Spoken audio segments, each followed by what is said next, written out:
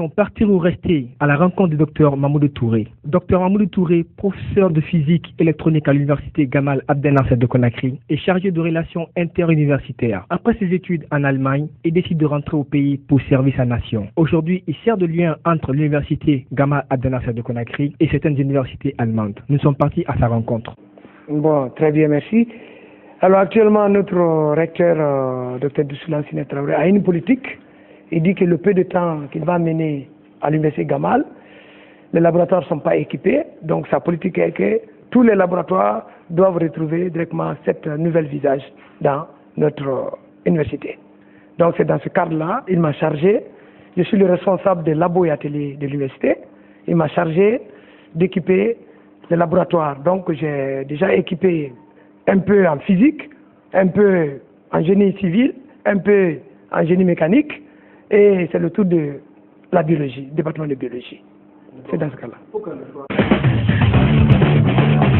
Ça, c'est une très bonne question. Vous savez que je suis un expert allemand en Guinée ici.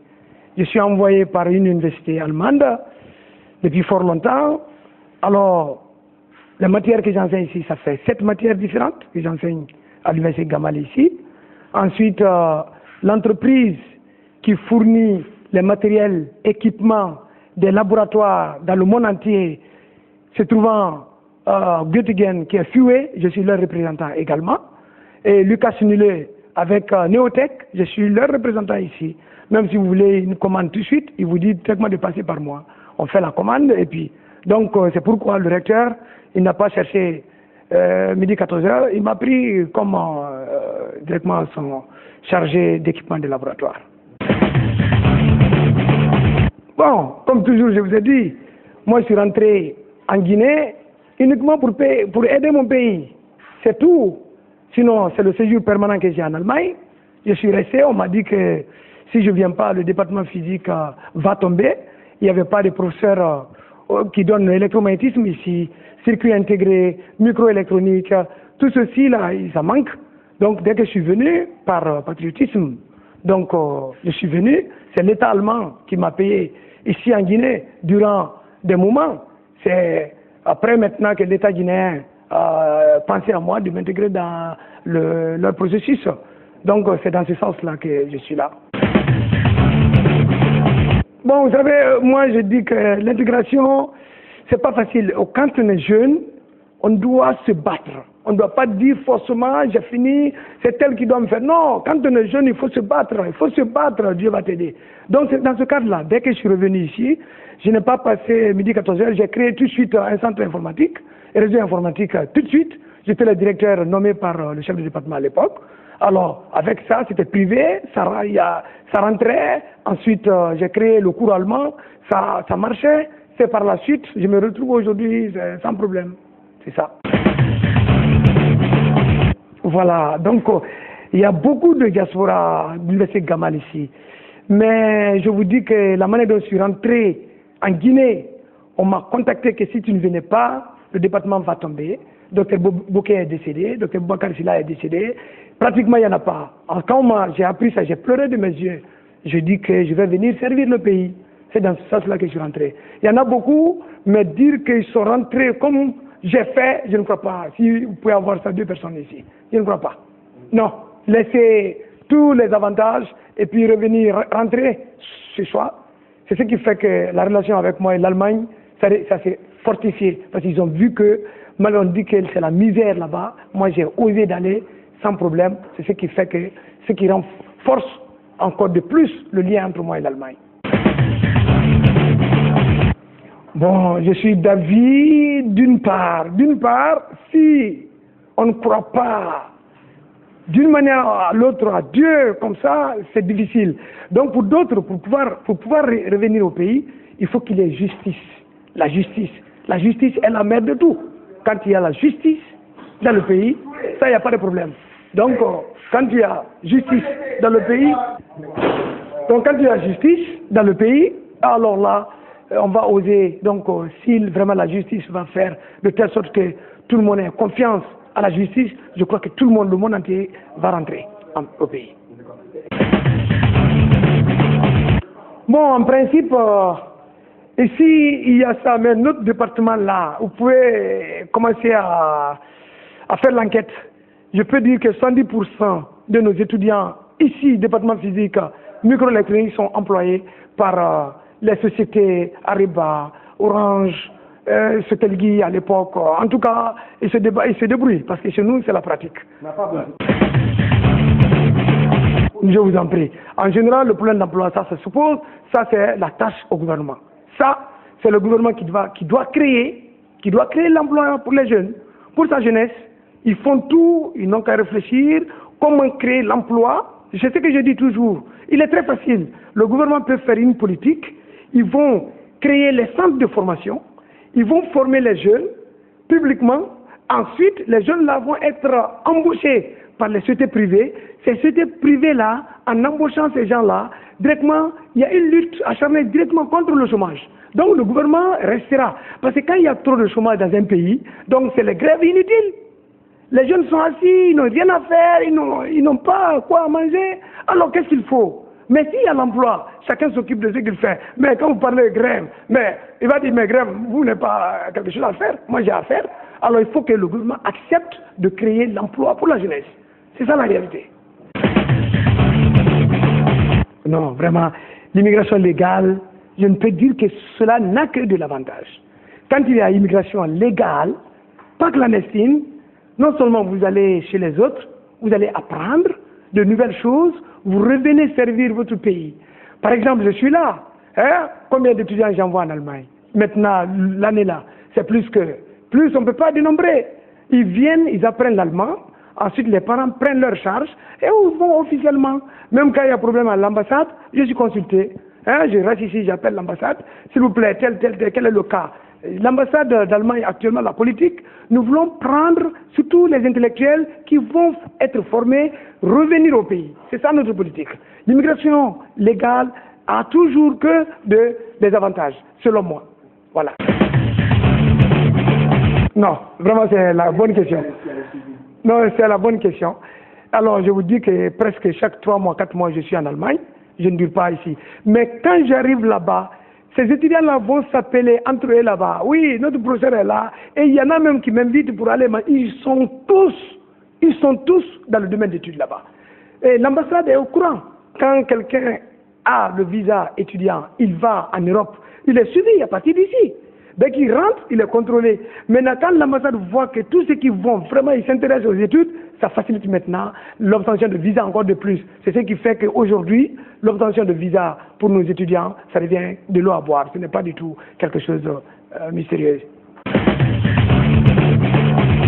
Oui, effectivement, c'est ce qui n'est pas bon. L'immigration clandestine a beaucoup de côtés néfastes. Ça, c'est pas du tout à encourager. Premièrement, les parents vont perdre leur richesse pour te donner. Et là, toi, tu vas essayer de vendre encore ta vie. Tu vas risquer au prix de ta vie. Tu vas perdre la vie. Alors, les parents vont doublement avoir double perte.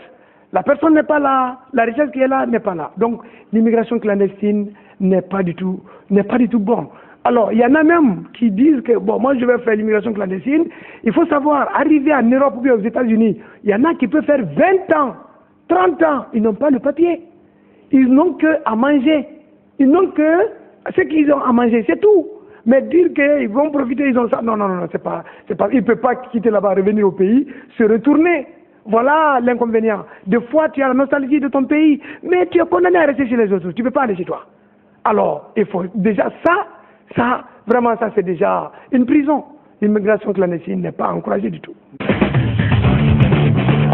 Non, ça, votre question elle est pertinente. D'ailleurs, je vous dis qu'à chaque fois que je vais en Europe, moi, le plus souvent, mes amis, chaque ami dit, tu vas passer la nuit chez moi. Donc, quand je viens, c'est les femmes, c'est les dames de ces amis-là qui me disent que toi, là, tu as été vraiment visionnaire. Quand on te voit faire les va-et-vient entre l'Europe et chez toi, on a envie de vous, mais on ne sait pas comment faire, il ne peut pas. C'est ça. Mais par contre, il y en a qui vivent très bien. Ils vivent très bien, mais le regret qu'ils ont, vraiment, ils ne peuvent pas venir au pays comme ça se doit. Sinon, il y en a qui vivent très bien, parce qu'en Europe, le droit de l'homme est là. S'il s'agit de vivre, ça c'est légal à tout le monde. Vivre, ça existe. Mais seulement, il y a un peu de soucis parce qu'ils ne sont pas rentrés de façon légale. Il y a même qui m'ont dit tout de suite là, monsieur, il y a mon jeune frère qui est en Guinée, une fois vous arrivez là-bas, j'ai dit écoutez, je ne suis pas venu en Allemagne ici, parce que j'étais entouré par des gens. Ils ont dit que c'est lui qui fait venir nos étudiants. Ils sont venus, j'ai dit s'il vous plaît, quand j'arrive en Guinée, appelez-moi. Mais je ne suis pas venu ici dans ce cadre-là. Il dit, nous regrettons comment est-ce que nous sommes venus. Je voudrais que maintenant, mon petit frère vienne par la voie légale. Vous voyez, il y a le regret dedans. C'est cela. Voilà. Oui, je vous dis que ça c'est déjà un aspect très positif de l'immigration légale. J'ai fait le diplôme, diplôme Arbeit, j'ai fait ici mon mémoire. Après, je suis allé chez les autres pour mes études post-universitaires. Je suis maintenant chez moi et je m'occupe maintenant de faire la navette entre l'Europe ici pour faire avancer le système éducatif dans mon pays. Aujourd'hui, quand on va équiper ça, allez-y dans les laboratoires, plus de 20 ans, ces équipements, c'est la première fois que l'Université Gamal va connaître ces équipements. Première fois depuis sa création. L'équipement que nous avons envoyé là, il n'y en a pas. Toute la Guinée, vous ne verrez pas ces équipements-là. C'est la première fois que nous avons ça. Et quand les étudiants vont venir voir ça, ils vont commencer les travaux pratiques avec, ils sont encouragés, ils ont envie maintenant de travailler. Alors, c'est petit à petit, selon la politique de notre recteur, petit à petit, alors c'est déjà engagé, on ne va plus revenir en arrière et on va équiper la biologie et prochainement on va engager directement le laboratoire de chimie aussi, petit à petit. Après on fait le tour, on revient encore. C'est cela. Non, c'est pas comme ça. L'État ne cherche pas comme ça l'emploi pour toi lorsque tu es assis à la maison. Le matin, il faut sortir, pour ceux qui ont étudié, ils ont fini, ils ont le diplôme, ils doivent sortir pour aller vers les entreprises. Monsieur, s'il vous plaît, je voudrais chercher du travail, j'aurais voulu travailler avec vous. Petit à petit, Dieu va lui accorder la chance. Donc, il ne faut jamais rester à la maison bras croisés et dire que l'État va te chercher. C'est pas la logique. Non, ça, c'est pas légal. Donc, l'État, la Guinée, on doit avoir une politique. C'est pourquoi je dis, l'État, il a le rôle de l'État de créer les centres de formation professionnelle, surtout pour nos jeunes. Quand ces jeunes-là sont bien formés dans nos centres, alors à leur sortie, immédiatement, c'est l'État qui s'engage. Il va y avoir un partenariat entre entreprises et institutions de formation. À la sortie, les entreprises ne vont plus chercher des gens, comment on appelle ça, de manière informelle. Maintenant, ils savent que tel domaine, telle institution est spécialisée pour ça. Ils viennent déjà, ils font une demande. Alors, les sortants, automatiquement, ils sont sur une liste d'engagement par ordre d'arrivée. Immédiatement, on embauche ces gens-là. Et à leur tour, l'entreprise va essayer de virer quelque chose au compte de l'État, parce que c'est l'État qui... Alors, les taxes que les entreprises payent à l'État, alors ça ne peut être que ça. L'État va dire, bon, on va augmenter directement la taxe, parce que vous recevez directement des travailleurs très qualifiés, que nous avons qualifiés de notre propre moyen, mais ils vont augmenter directement la taxe qu'eux leur payent à leur niveau. Donc il va y avoir relation entreprise, institution, gouvernement. Donc c'est cela. Le gouvernement coordonne, il vise à coordonner les institutions. Alors les institutions forment, les formés sont directement injectés dans les entreprises. Les entreprises, à leur tour, revirent la taxe directement au gouvernement. Voilà un cycle de système. Tout de suite, ça va. Alors, là, il n'y a plus de problème. C'est cela. Mais l'État ne doit pas dire que non, moi aussi je ne fais rien. Non, non, là, ça ne peut pas. Il faut qu'il y ait ça, cette relation entreprise, alors, institution, État. C'est cela.